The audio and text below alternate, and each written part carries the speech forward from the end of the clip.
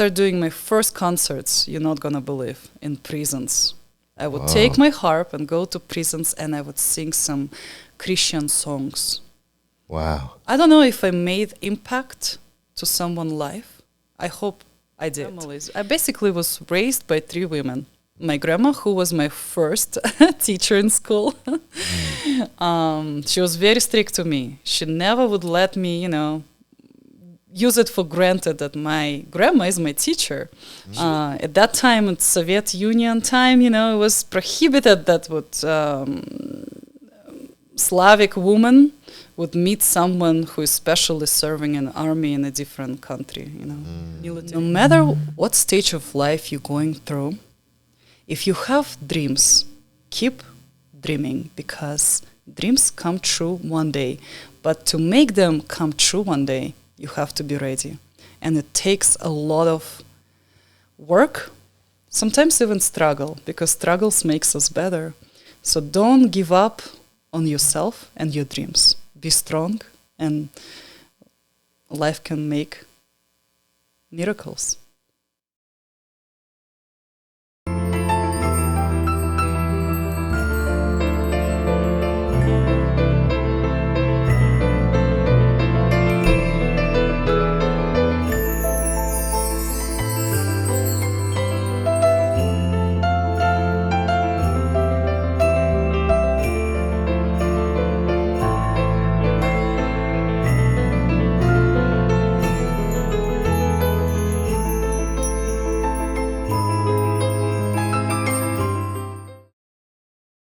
What's up, guys? Welcome back to another episode of C-Rod's Tell Me a Story podcast. I'm your host, C-Rod. Let me tell you a story. The MC of today's story was born in Odessa City, Ukraine, a beautiful city on the Black Sea, renowned for its glamour, diversity, and rich cultural tapestry. Unfortunately, it has been under attack as Russia pushes into Ukraine and has set its targets on the beautiful city. No matter what your political beliefs are, we could all agree universally that war is bad and it is a shame such a beautiful city is being destroyed. Let's hope for this conflict to soon be over and for peace to be with us all. Living in Odessa, our MC grew up swimming, playing the piano, studying in school, and staying busy at all times because her mother wanted to raise her with the utmost class.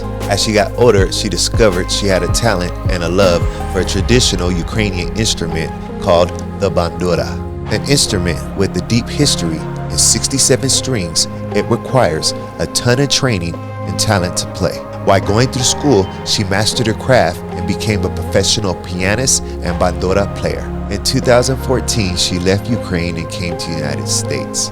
After learning English, she decided to show the world her talent and left to Los Angeles with $400 in her pocket. Later, she would find herself on the stage with John Legend performing at the Grammys, showing her hard work had rewards. Now, she's representing her country once again as Mrs. Ukraine in the Mrs. Worldwide pageant, showing her dedication to herself and to her country. Today, I have the honor of bringing you the story of my guest and Grammy performing artist, Siuzanna Iglidan.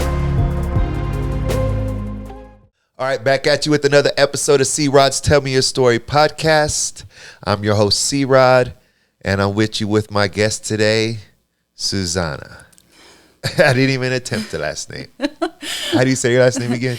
My last name is Iglidan. Iglidan. Yeah. I feel like I say it wrong. And you could ask Agan. There's no name that I can't mess up. I'm good at messing up all names. But we're back at you with episode 20, and I'm here with Siuzanna. She's going to tell me her story. She is a Grammy performing artist. She plays professionally the piano and the bandura. Correct. And yeah, see, I'm on a roll. And then she's also going to be representing Miss Ukraine and Miss Worldwide. Correct? Exactly. Yeah. And she's going to tell us all about that. And you know the name of the game at C-Rod's Tell Me Your Story podcast. I sit down with everybody all over the world so we could help understand each other. We could share each other's stories, and we can understand why we believe what we believe. And hopefully it brings us all together in harmony, and it helps the world be a better place. All right? So Thank you for joining us today. Make sure you hit the subscribe button. Make sure you hit the like button. And make sure you comment. And I hope you enjoyed today's episode. With that being said, how you doing, ma'am? Hi, Chris. I'm glad to be here today and share my story with you. Yeah. I'm glad you answered my message when I messaged you. I'm trying to do my best to check on all the messages and comments on social pages and try to be in touch with everyone who's following my life. Yeah. Well, we're going to talk all about your life today. So, we'll start a little bit about now. So, where are you from? So I was born in Odessa city in Ukraine. Odessa city in Ukraine. It's a beautiful city. I was looking at it. There is a video of a drone flying through it. And I was like, wow, this is beautiful. Did you grow up close to the Black Sea? Or? So my house is like 10 minutes walking from the the beach. Yeah. Wow. Very close to the... Yeah. Did you grow up swimming and stuff? Or? Yes. Yeah. Yes. It's a pretty... I got to watching it and it made me wonder why it's called the Black Sea, because it's such a pretty sea. Sometimes it gives a feeling like it's so deep and the water looks so dark, like black. Maybe that's why. Oh, yeah. That's why they name it Black Sea. It's black. But it's a beautiful, beautiful ocean and a beautiful city right now. And I was looking, a lot of conflict going on. It's a major port city, I guess, yes. Huh? So Odessa, beside that, it's known as a cultural capital of Ukraine. Kyiv is more business.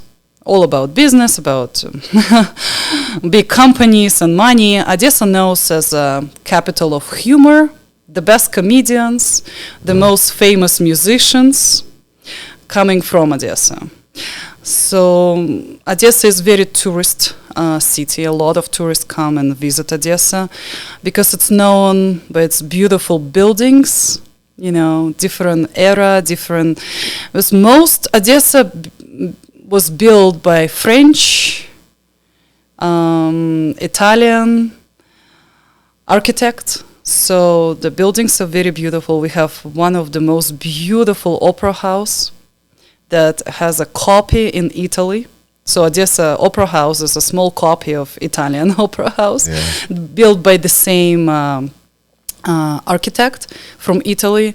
So it brings a lot of people to come visit Odessa to see buildings, beautiful, old. So Odessa was built in beginning of 19th century, so has a great history. Yeah, it's a shame to see that a lot of the buildings getting blown up over there right now. The last couple weeks was very tough for Odessa, as we see Russian army has a target to occupy Odessa. Do you have family there right now? I have my two brothers there. Young. Are they okay? They are okay. I still have my house back in Odessa. Oh, you have a home there? Yes. Oh. I was lucky to bring my mom, my aunt, and my grandma 2 years ago, right in the beginning when the conflict started. Unfortunately, I have no power to bring my brothers because they are obligated to be in the country. Oh, yeah, they have to stay and fight, right? Yes. Are they in the army? Not yet, but we don't know. Every day is a new day in Ukraine. You never know, right? Wow, what was it like growing up in Odessa? So Odessa is, as I said, it's a beautiful city. It gives a lot of opportunities for art. So no wonder why I became a musician. So at age of 4, I started learning playing piano. Tell me how much you like that. Yeah, you probably hate that. Then I started doing gymnastic, ballet, swimming, of course, because of Black Sea. Yeah. So I was involved in art. So I loved music. Later, I discovered that I have a talent. I can say at age of 10, when I first competed as a young composer. And then later, at age of 12, I chose to play bandura. Which not many people know. It's a Ukrainian traditional instrument, has 67 strings, kind of look like a little bit like a harp. It has a beautiful sound. So start age of 12, I chose to become a musician because that's the first time when I could show some good good music skills at this age. So growing there in Odessa, it was a beautiful experience. I'm very grateful that I was born in Odessa. I can call myself proudly Odessa girl because Odessa has very independent mind. The people who were born in Odessa, live in Odessa for a long time, they can call themselves very independent Odessa citizens. Why open-minded people, independent Yeah, people? because of tourists, you know. We speak different languages, not only Ukrainian as a national language. We speak Russian. Some people speak Moldova, Bulgarian, Romanian languages. Very diverse over there. Very, very diverse. Oh, that's city. cool. So you mentioned you have two. Are they your older brothers or your younger brothers? So it happened.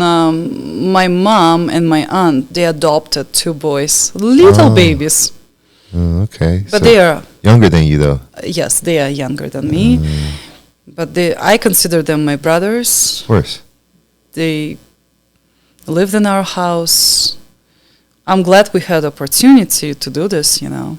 And well, families are made how they're made. You know what I mean? yeah. Yeah. I got four guys who I consider my brothers, but they're not my brothers. But their dad, when I was in need, took care of me and called me his son.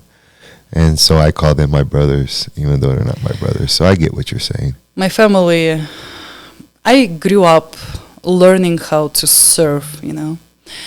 I started doing my first concerts, you're not going to believe, in prisons. I would take my harp and go to prisons and I would sing some Christian songs. Wow. I don't know if I made impact to someone's life. I hope I did. I perform on the big stages, you know, like Philharmonic, opera stages, famous opera house in Europe. But I think something that really stays in my memory, it's singing for people who would never have opportunity to buy a ticket and go to opera, you know, or Philharmonic.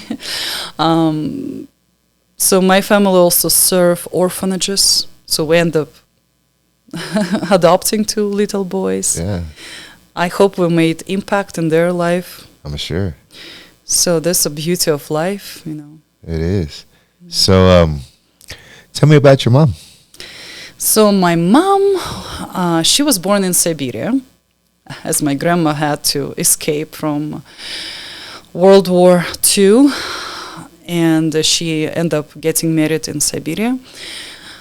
Later they moved to Vorkuta, which is like a northern part of Russia. And that time, everything was like USSR, Soviet Union. Yeah. Later, my mom, when she graduated high school, her dream was to live closer to the sea. So by herself, she moved to Odessa. And that time, Ukraine was part of the USSR. Yeah. A couple years after, she met my dad. My aunt moved there. She was receiving her master's degree in business. And my grandma moved also to Odessa. I was born. And a few years after, Ukraine became independent country. So I became a citizen of Ukraine. So my mom had a dream to live close to the sea. So she came as a teenager all by herself? All by herself, making her dream. She spread her roots, got your aunt, is it your aunt and your grandma, and just started a whole little clan in Odessa. In Odessa, yeah. She had a dream, and I think she inspired me have dreams and not be afraid to, you know, follow my dreams in life. So I take it your mom's probably a strong, hardworking person, huh? Yeah, she is. She is. I remember growing back in Odessa, my families. I basically was raised by three women. My grandma, who was my first teacher in school, she was very strict to me. She never would let me, you know, use it for granted that my grandma is my teacher. She would give me the worst grades. You know why? Everyone was like, why? It's your granddaughter. Look, she's a lovely girl, you know. And she said, no, she has to study better. She would always motivate me to work harder, be better, improve, keep improving and keep growing. My aunt, she was just a loving person, she was always like my friend. She would take me to gymnastic, ballet after school, while my mom had to work, and my mom was always strict to me. She always had high expectation from me. Yeah. She would always keep me in a frame that this is a class, you're European, this is how ladies, like royal, look at the royal family, look how they behave, look how they walk, look how they dress. Learn to be a classy. What did your mom work at? So my mom worked as a secretary at architect. There was an association of architects in Odessa, so she was, So she dedicated her life completely raising me. Well, seems like she did a really good job. And then I remember reading your father was in the military, yes, and he wasn't around. So correct? when my mom moved to Odessa, she met my father, and my father was a student at a military academy. So there was a military exchange, very popular at that time. So my mom was just working as a waitress, She was starting her life in Odessa, and he was serving. He's from Libya. He's Libyan, Arabic, and he was studying in Odessa. And so they met, the love. I was born by union of two loving each other people. At that time, in Soviet Union time, it was prohibited that Slavic woman would meet someone who is specially serving in army in a different country, military obligated. For my father to marry my mom, he knew that if he would go back to Libya, he would go to a jail. Oh. For my mom to marry my father, it would be jail back in Odessa. So they couldn't be together. They could not be together. So for my father's side, they had to make a decision to accept me and my mom in the family, and knowing that my father will lose all his career and future back in Libya, as at Gaddafi time, Oh, okay. And my father worked for Gaddafi in the Air Force. So it was a tough decision. One day I was 1 year old, and my father had to say goodbye to us because there was a conflict between Libya and Chad. So I grew up, I didn't know much about my father. My mom decided to hide everything from me until I was 21. An ex-president of Ukraine, President Yushchenko, he had a very good relationship with Gaddafi in Libya. So he invited my father to visit with some official visit in Ukraine. And my father asked permission to fly to Odessa for 2 days. It was a Ukrainian holiday in May. He bought us a house before he left Ukraine, probably like forever. My mom didn't know if she will have a chance to see my father again. So I grew up knowing that my father is a hero. I didn't know much. And actually, I'm glad I didn't know much, if he's alive or what's happening. Politics, is complicated. So you still don't know what's going on with him. Yeah, I know. So he found our house, and he knocked on the door. I was at home with my grandma, with my mom, and we opened the door, and we saw my father in a military, outfit. Yeah. With all this on his shoulders. I don't know how you say this in English. That he was very honored, Yeah, he dedicated his life serving his country, Libya. So I met my father. I spent the best 2 days in my life talking to know him. I knew one thing, that my father was a very highly educated person. He was very passionate about his job, and he's a patriot. He's a hero. After that, a lot of people, FBI, I think, would follow me. Wow. They knew that I look like my father. I have this kind of Slavic Arabic look, which I'm proud for. You know, always I had a dream to meet my father, to know who is he like a person. And when I met him, I was deeply touched to tears, you know.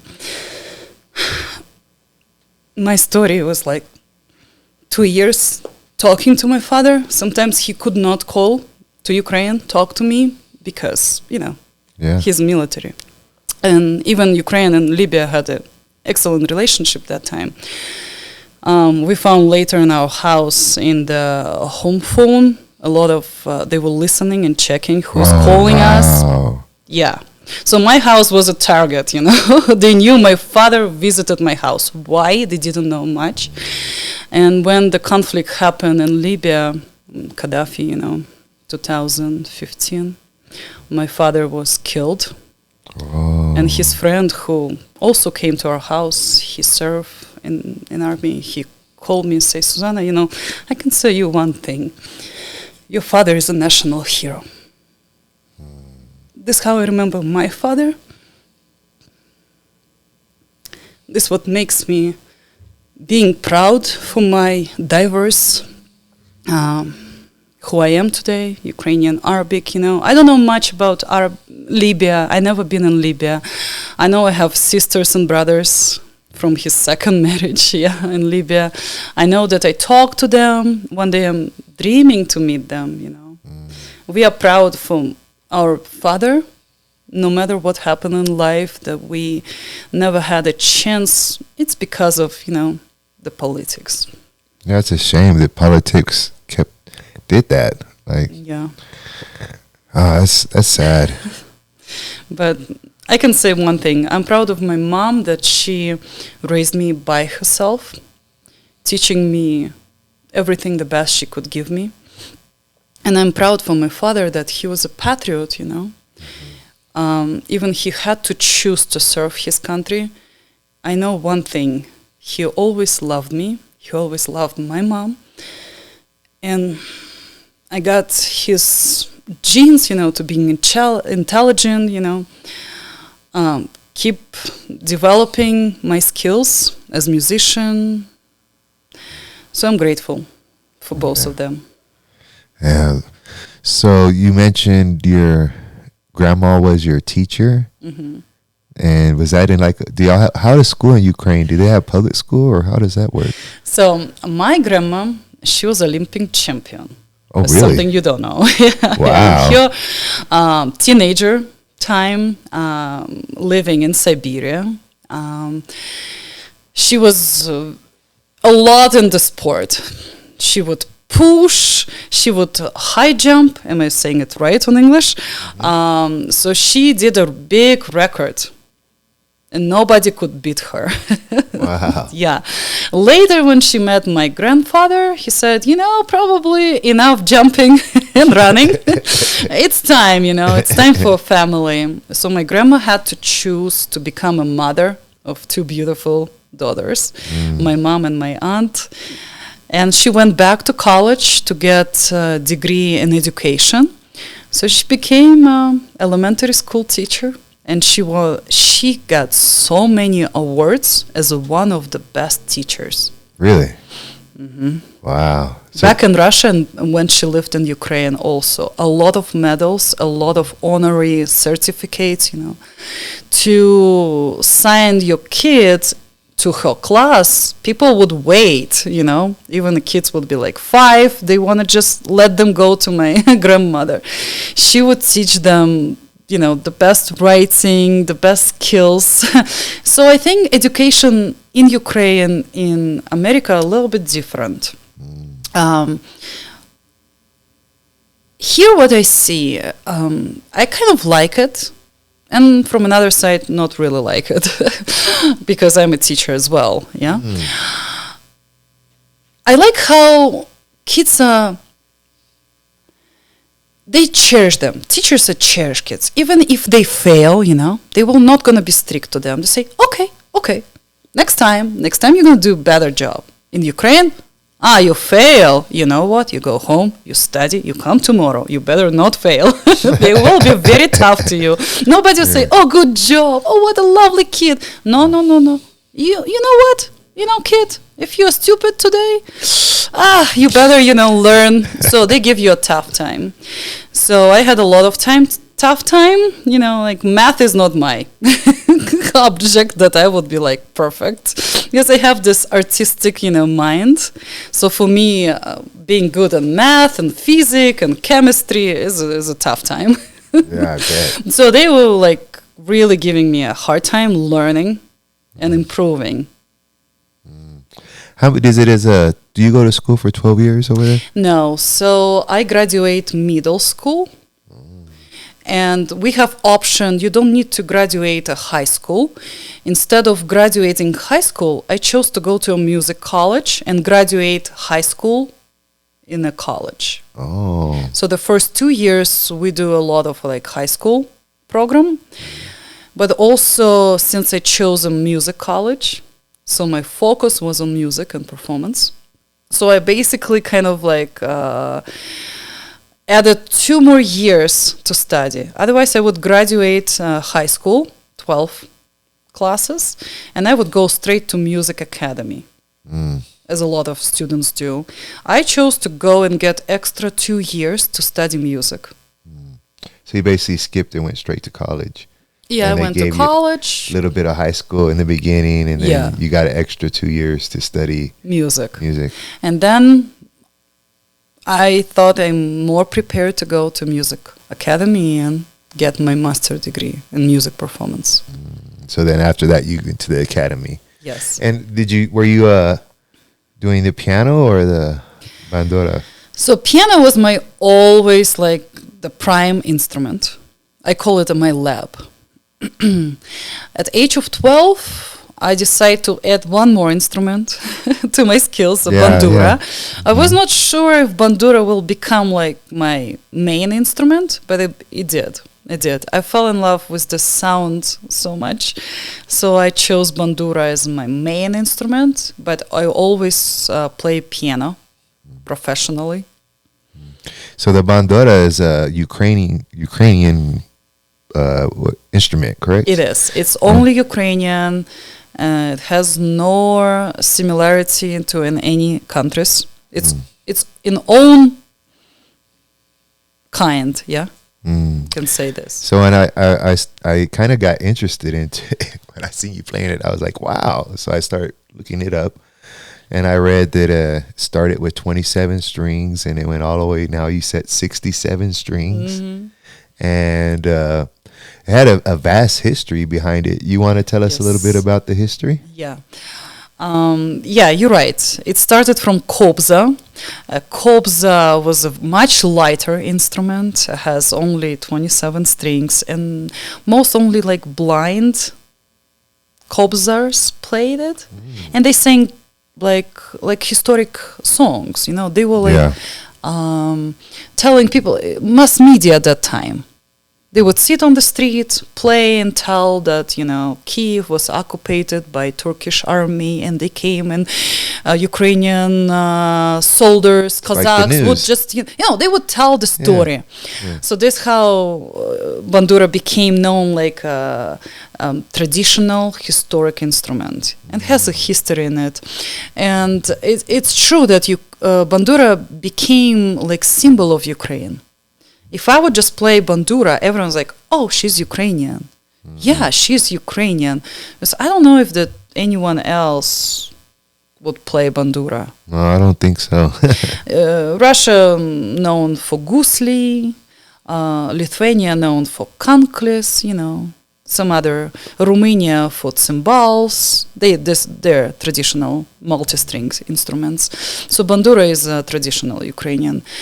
And I think with time that kobza started develop to bandura from 27 strings to a bigger body, more developed instrument. We have some, so I'm changing the keys. I can play Fur-Elise, I can play Beethoven easily, rock on bandura, jazz on bandura now. Kobza would just give us simple accords, You're just plugging C major, D major, simple, which is enough for singing a song. Now bandura players want to expand the skills, and we want to know, like, we can compete with a pianist, That's why we get to more complicated instrument, and it's definitely much heavier now. It's a very heavy instrument. How much does it weigh? Oh, I don't know. I cannot say in pounds, but it's enough. It's heavy. Looks big. Especially when you travel to perform, flying, carrying it on the shoulders. It's heavy. And since it developed, this Ukrainian historic meaning, later grew a big hate to it, especially to people who cares the history and singing, and bringing. This would happen in the beginning of 20th century.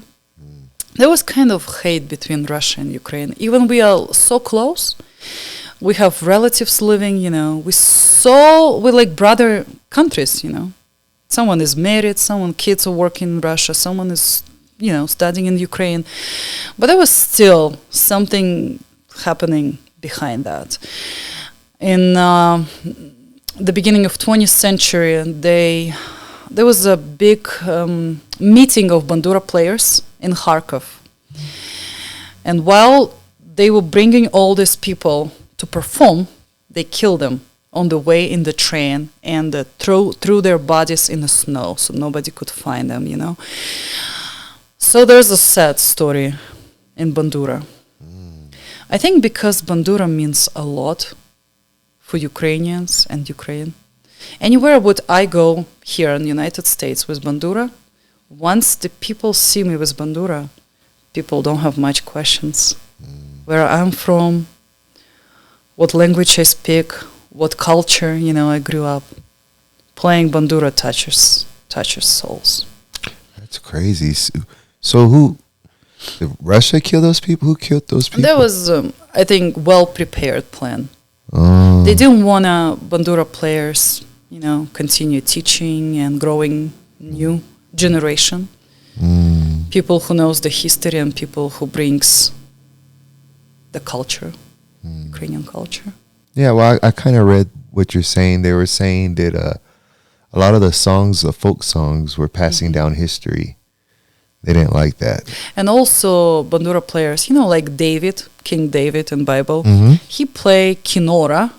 I think there was the beginning of this multi-string harps and lute and bandura generation of this multi-strings instruments. So influence of King David impact and harpist and bandura players, like beside the historical songs, we also sing sacred music, Psalms of David. It's very common that we would just play and just read the psalm and sing it, And communists, they didn't like it. Communist was the movement against religion. Didn't know that. Against the history. Against of independence of Ukraine. So it has long roots, Yeah. So when you were growing up, you seemed like you were really busy as a kid, like your mom kept you pretty busy, huh? Yeah, I was very busy and dancing and playing and swimming and sport and Yeah. Did you have a lot of friends or? I don't have a lot of friends, and I still can say I don't have a lot of friends. I learned while growing in Ukraine, I learned one thing, that appreciation of friendship. And not everyone can be my best friend. So I'm choosing friends. And if I choose friends in my inner circle, they become my family. Yeah, keep your circle tight, that's for sure. Yeah. So you stayed pretty busy in school and then you went off to the academy. Was that easy for you when you were studying the academy, did you finish school easy or was it hard? So after college, so my target was to get master's degree and become a concert musician. And to be honest, to get this diploma certificate, of a concert musician is very hard. You really need to be the best of the best to prove everyone that you can not only teach music in a school or play in an orchestra. A concert musician is that person who can go and play solo on the big stage. So I was studying as a bandura player. I was continuing piano. Also, I was admitted as a composer to study composition of music. And a few years after, since I have to learn basic skills of conducting orchestra, it happened that on the Saturday, I could not attend folk orchestration and everything, learning about folk orchestra, since bandura belongs to a folk instrument anyway, like balalaika and dobra and bayan, accordion. I could not study that, so I asked permission if I can go on Wednesday with conductors and study symphonic orchestra. So I was allowed to do this as additional. So instead of learning only folk orchestra, I learned all orchestrations. And I end up getting a degree in as an orchestra conductor. So that was a lot. Yeah, you were telling me a little bit before we start recording how you have to be able to hear, like you had, like 80 people or something? You got to be able to hear that one person who is off key. How hard is that? Tell me a little bit about that. So, to be honest, I never even had the idea that I will be conducting orchestra and graduating as a conductor. So I thought it's just like a basic practice for me to know orchestration, and it will be enough. And the last year, 5th year, or 5 years of studying, I did my final test, and there was a main conductor from Odessa Opera House, main conductor from Odessa Philharmonic, and a few teachers from Music Academy. And they said, "Oh, what a lovely girl. Look at her long hands. She has a very good hands to be a conductor." I was almost disagree with them. I said, no, no. And that time I already was passionate about opera singing, so we'll get there closer about what I did beside Music Academy. So I said that will be too much for me, because conducting requires a lot. It's not only to be a composer, know how to write music, how to read the orchestra, partitures. You just need to be ahead, more intelligent than all my friends in the Music Academy. So I knew if I accept to graduate as a conductor, next year I will be conducting every week. And I will be bossy them, I will say, "Excuse me, stop." Yeah. And every time I would stop the 80 people, they would give me this look. What's wrong?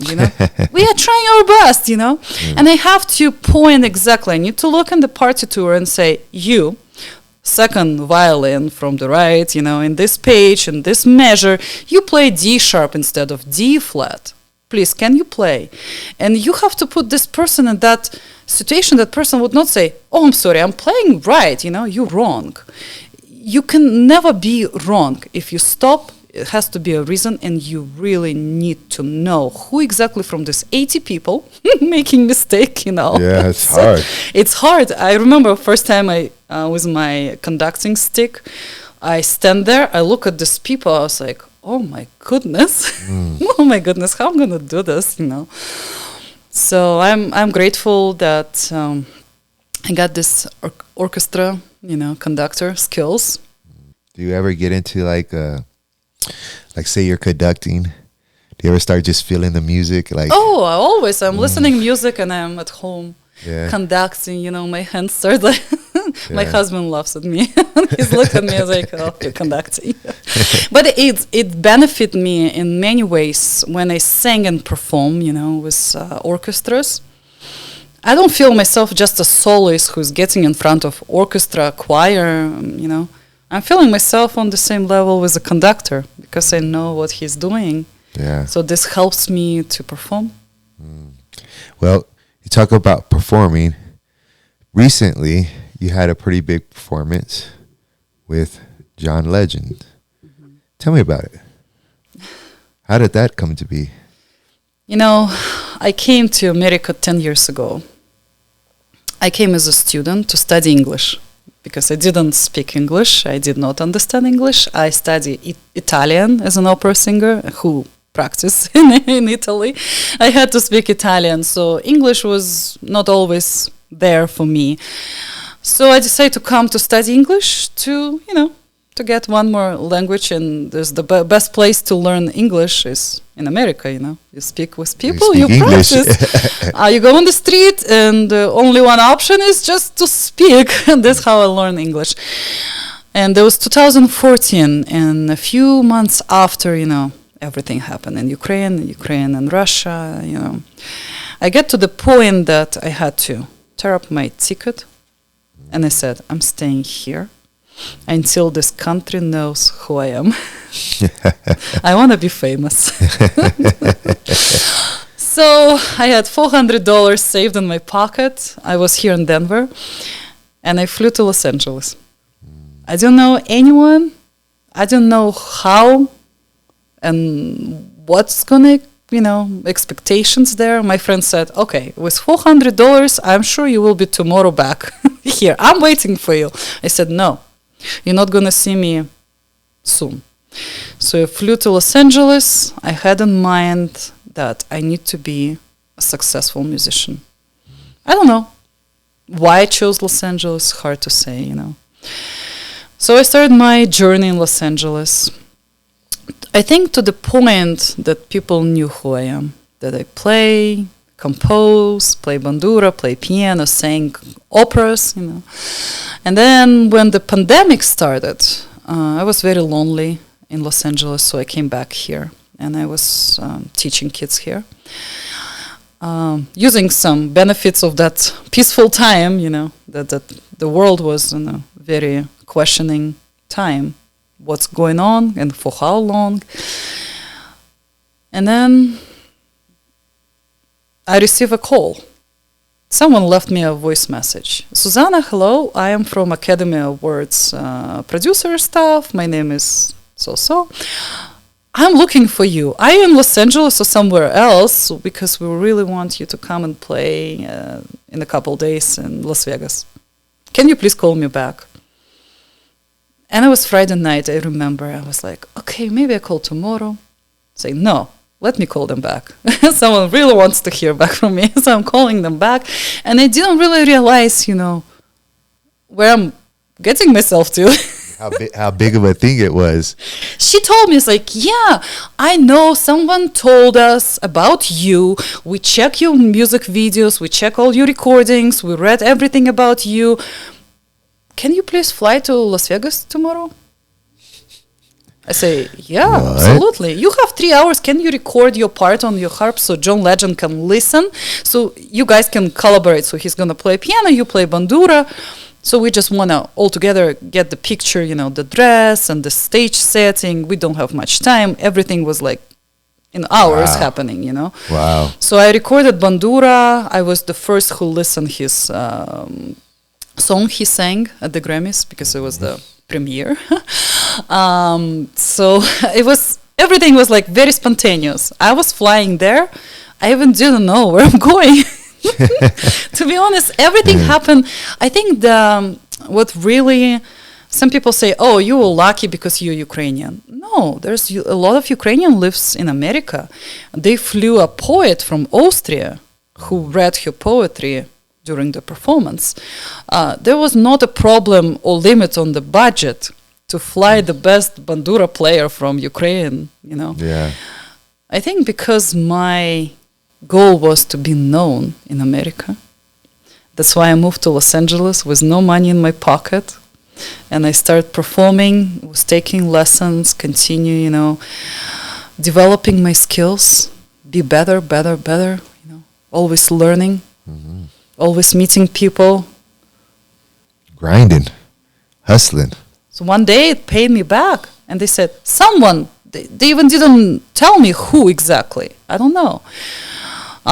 Someone told us about you and we fell in love with you. When we watch you, we just close our eyes. We see the staging. We see you on the stage. We want you on the stage. I didn't know that, my hard work will benefit me. And it did. To go on the Grammy stage. Were you nervous? I was very nervous. Yeah. Very nervous. During the COVID time, I thought that I am done completely with my performing career, you know. Yeah, I bet.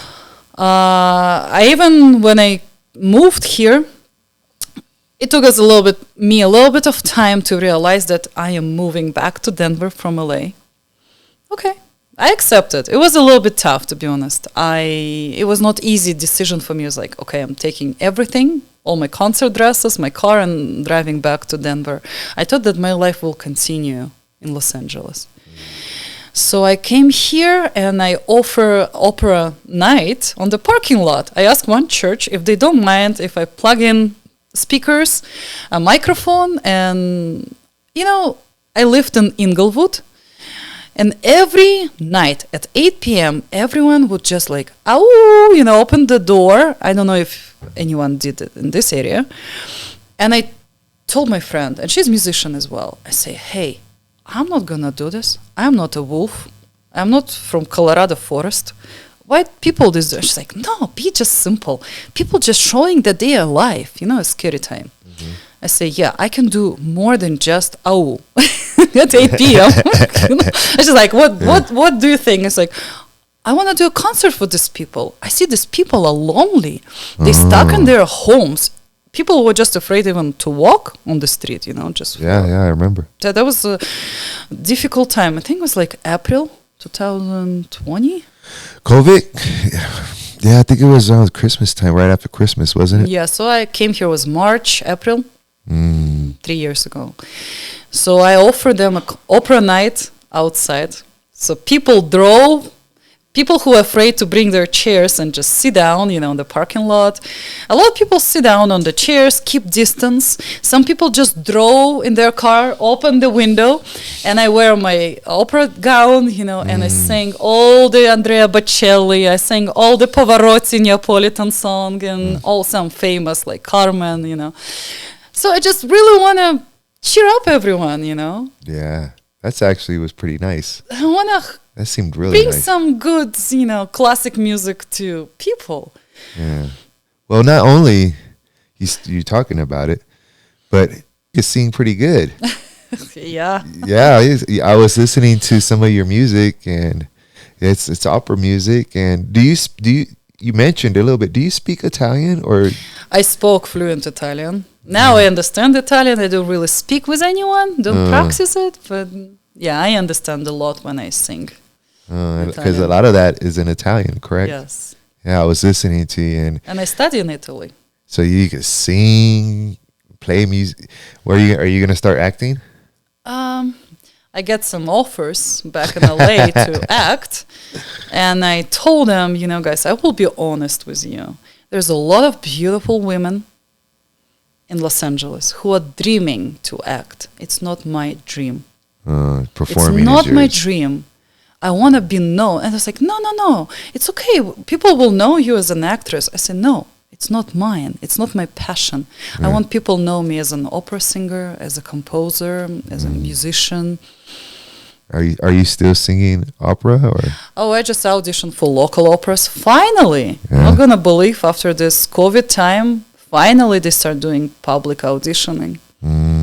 You'll get that pretty easy. I sang last summer with Los Angeles Metropolitan Opera. It's Cornelia in Egypt. It's a Baroque opera by Handel.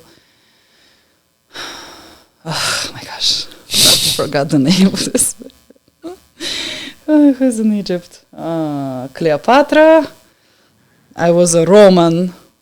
Yeah. So I sang Baroque opera. I was watching one of your videos.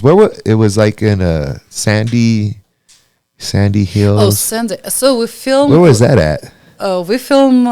So I film all my music videos basically here in Colorado because Colorado is such a beautiful. That was in Colorado. It's Colorado sand dunes. Oh, I've never been there. Yeah, so past Pueblo, there's the sand dunes.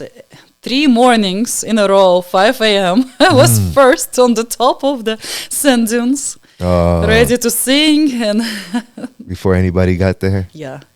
Wow, I thought you were in another country. No, no.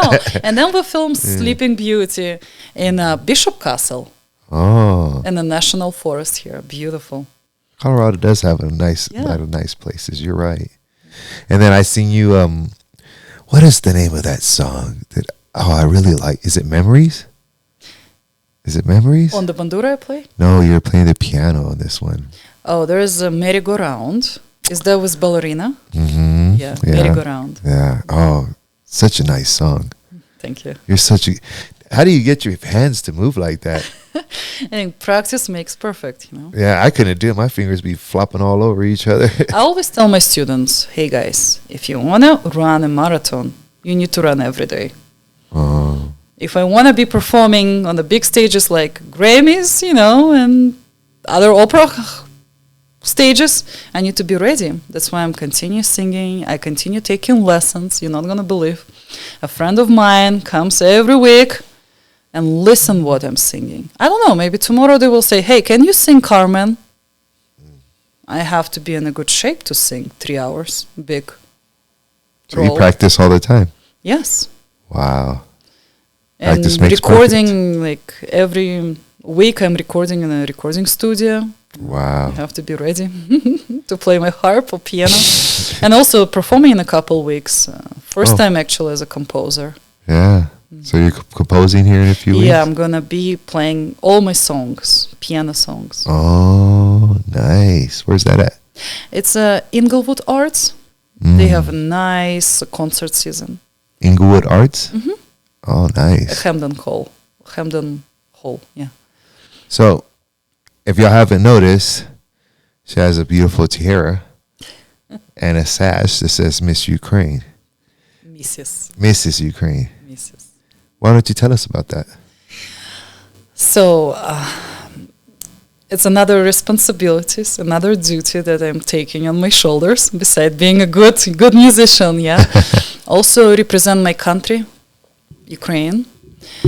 This August, the first weekend of August on Omaha, Nebraska, will be Mrs. USA beauty pageant. But also, since I am not citizen of United States and I'm citizen of Ukraine, I'm representing Ukraine, I will be competing as a Mrs. Worldwide separately with international women. I know there's a lot of beautiful women signing.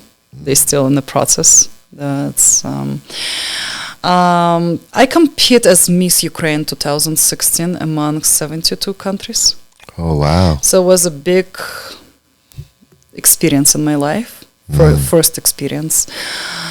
So I'm glad for opportunity to represent Ukraine again as a Mrs.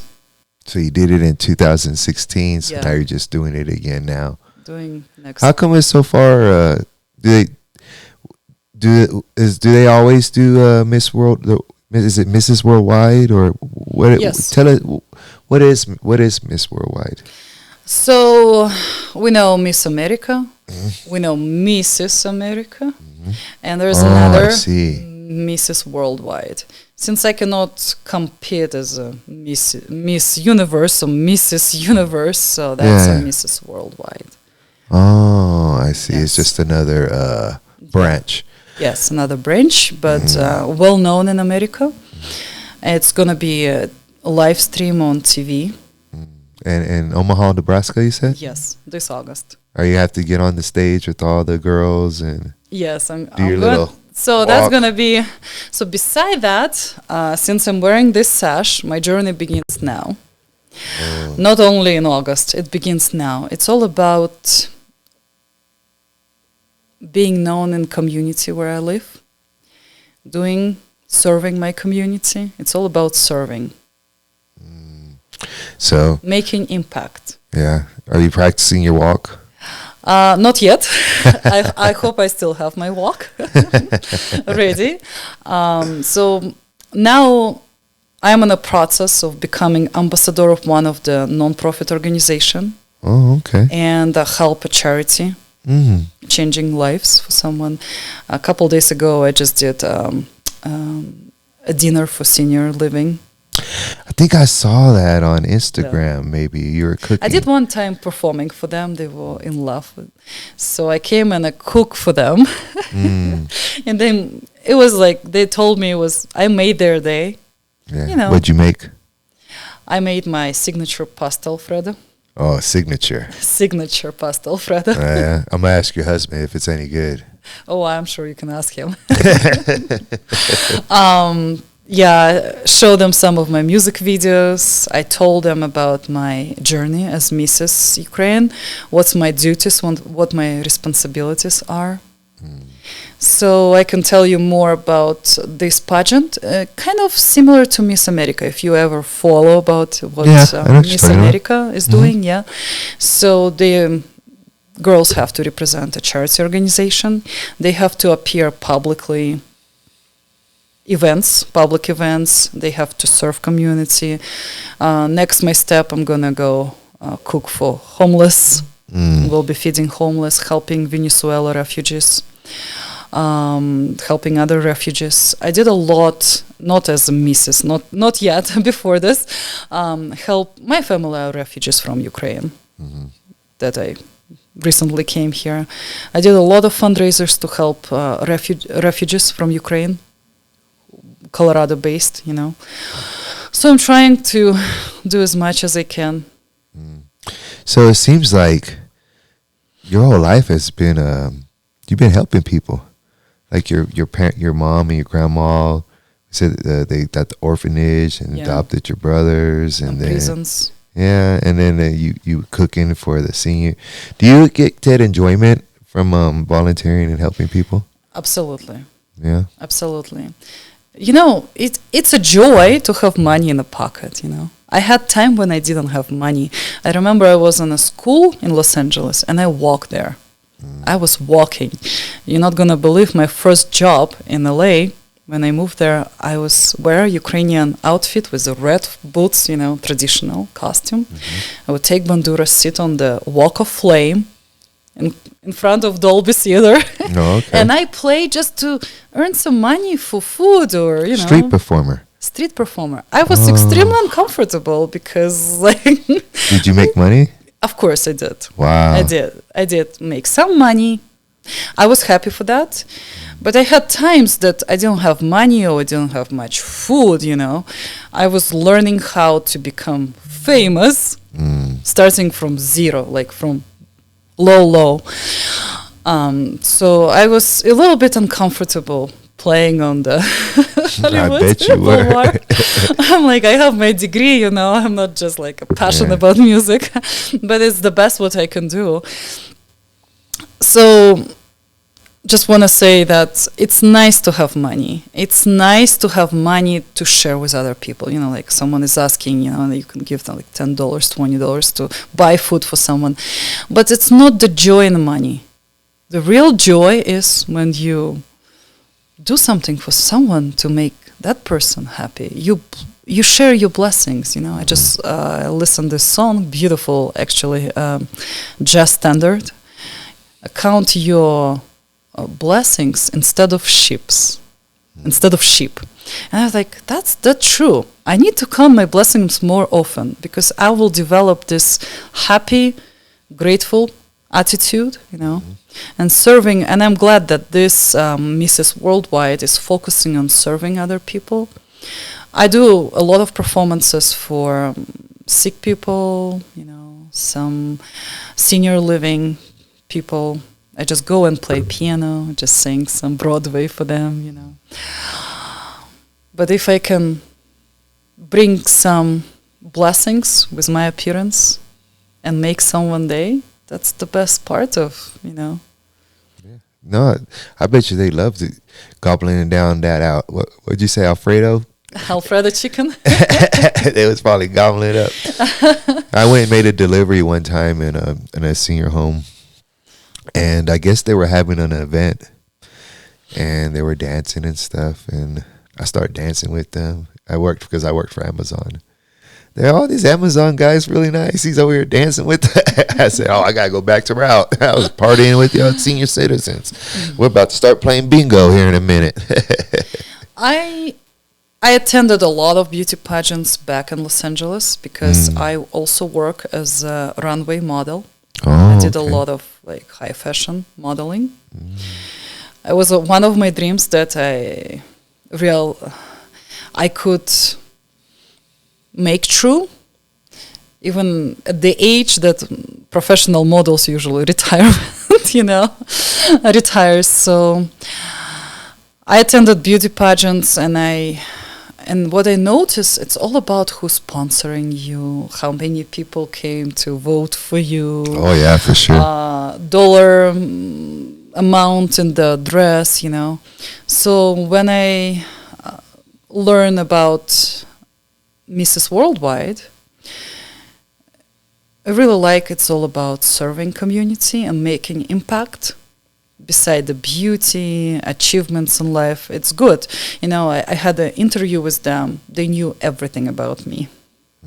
They already looked it up? They already knew everything. It's a very important who is joining them. The journey that I'm representing, Mrs. USA. Make sure it's the right person. Yes, and wearing tiara now and wearing a crown after, it has to be a woman who has a lot of values. A lot of class. A class too. Yeah. Well, that's what your mom wanted. I'm grateful for that. She started you early. Yeah. That's what I try to do to my kids, keep them busy. That way they can come out with, like you, with, you be a good role model for a lot of young ladies, I think. I was going to tell my daughter to come down and listen to your story, but she's... I think that because I was so busy in my childhood, and then I was so busy getting my bachelor degree, master degree, back to music academy, I would come at 7 a.m. and I would leave at 11 p.m., almost 7 days a week, being there, listening, master classes, attending concerts, meeting wonderful musicians. Because I always had a high standards for myself. I'm very self-critic to myself, how I dress up, how I look, how I talk, how I play, how I record, how I walk on runway. Perfectionist. Yes, I always want to grow. Grow is better. How I sing. I'm always skeptic. That's why I have a friend of mine who comes and listens to me, and he's expert of opera. He's maestro. I'm just lucky he's here in Denver for now. Because I want to sound better. I don't know. Like, it's happened to Grammy stage, Going to a Grammy stage, it's... I swear that was nerve-wracking on the Grammy stage. I knew I had headphones in my ears. I heard like advertisement going, and then I heard 3, 2, 1, go. And I know this is the time we are on live stream, stream. And I see John Legend first, light on him, he's playing, and I know 3, 2, 1, it's my time, I'm start playing, and I see the light comes on me and my heart is ooh. I was like, okay, you never know. That's why this is my credo probably, you have to be ready. I didn't know I will be again after 8 years since Miss Ukraine, experience, will be again representing Ukraine. I know Ukraine is going not in the best time right now. It's a big responsibility to represent my country, that people who meets me and they will remember, Ukrainian, Mrs. Siuzanna, this is how Ukraine looks like, this is how people are. No, it's a time to represent Ukraine with everything that's going on. It's a big responsibility for you. So it's good that you're taking that serious. And you're willing. I'm taking it very serious. Yeah, it's good. I was a little bit doubting, like, can I do it? There's so many beautiful women. There are beautiful, gorgeous women. Do I consider myself like one of them? No, I am trying to be. I'm trying to be. But beauty is beautiful. Beauty, it's a good benefit to be in a beauty pageant. But another thing is more valuable is inside, what you're showing, what you're representing from inside. Yeah, I get it. What day is the live stream from Omaha? So it will be August 3rd, Saturday night. Yeah. And then what day are you performing in Inglewood? Or It's April 20th, April 20th. Saturday, 2 p.m. So what I usually ask people, and I gave you a heads up, since a lot of people don't get heads up, is when we start coming to the end of the story and then interview, what I like to ask people is, so now we've heard your story, and pretty much you're a hard worker. You're a grinder. You're a hustler. And that's something that I hope a lot of young ladies could take away from this, because if you want to get something, you want to be somewhere, you got to hustle. Like you still are taking lessons. You're still on the top of your game. So when that opportunity comes, you could take a hold of it and run with it. Correct? Yes. So what I usually ask people, after they heard your story, what and everything that you've lived through, what is your message for the world? And what do you have to say to them? And if you could say it over there into that camera right there. So my message will be, no matter what stage of life you're going through, if you have dreams, keep dreaming, because dreams come true one day. But to make them come true one day, you have to be ready. And it takes a lot of work, sometimes even struggle, because struggles makes us better. So don't give up on yourself and your dreams. Be strong, and life can make miracles. Amen. That's true. So, that's a good message. Something that my old coach told me was humans don't have expiration dates. Yeah. No matter what stage you're on in your life, if you have a goal, you should go for it. And myself, I used to be a fighter. And I didn't take my first fight till I was like 34. I was in there with 18-year-olds and 22-year-olds. And that's when he told me, I said, I don't know if I could do this.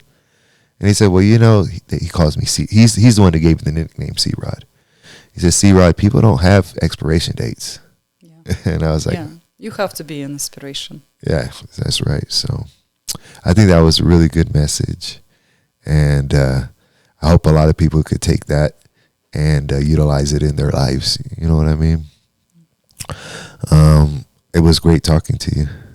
Thank you so much for inviting me to share my story. I hope my story will inspire someone and maybe change someone's life. You never know. Yeah. You never know. Is there anything else that you want to say? No, I think it's plenty, yeah? It's plenty information. You already know enough about me. I ain't saying nothing else. Are we still live stream? Yeah, we're live. We're recording. We're not live, but yeah. We're recording. So make sure, guys, check her out. Inglewood, April 22nd. April the 20th at 2:00. Inglewood Arts. At Inglewood Arts, you're going to be composing. I will be playing my music. As a pianist and a bandura player. A pianist and look up the bandura. That's you jump down that rabbit hole. Like there's so much history on that. So look that up, and then in August you got the 3rd. August the 3rd. Yeah, first Saturday of August. Do you know where they're going to be streaming it? I don't know yet. I'm sure soon I will know more. Will you let me know and then I'll post it? Yes. Okay. Let me know if y'all are interested in seeing that. Just DM me, and then as soon as I get the link, I'll send it back to you so you can check that out. Make sure you make sure you subscribe and comment. Make sure you go to Instagram and follow Siuzanna here. I'm gonna put her links to her website, to her Facebook, and to her Instagram in the description below. So if you want to interested in going and checking her out and seeing her perform, go onto those platforms. And if you're interested into maybe booking her for a performance or anything else like that, make sure you reach out to her. Here at C-Rods, we talk to everybody, and we are here to connect people and share stories. And I'm thanking you for coming in and replying to my message and sharing your story. And we out. See you next time.